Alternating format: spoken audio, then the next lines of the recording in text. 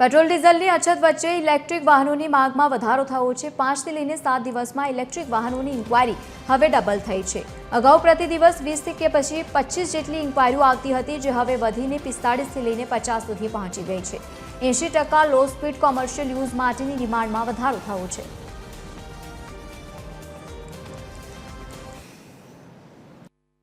Israel ઈરાનનું conflict જે war છે એને લીધે કેવું છે કે ક્રૂડ ઓઇલમાં સપ્લાયમાં થોડુંક લેટ થાય છે। એને લીધે પેલું પેટ્રોલ પંપ ઉપર જે અફવાને લીધે જે લાઈનો થઈ રહી છે એના લીધે અમારે ઇલેક્ટ્રિક ટુ વ્હીલર ફિલ્ડ જે છે એમાં એની જે ઇન્ક્વાયરી છે એમાં ફૂલ વધારો જોવા મળી રહ્યો છે। પહેલા કરતાં જે ઇન્ક્વાયરી હતી અમારી ડેઇલીની વોકિંગ એની કરતાં ઓલમોસ્ટ અત્યારે ડબલ જેટલી થઈ ગઈ છે। પ્લસ કસ્ટમર બી વધારે લેવા માટે ઈચ્છુક છે।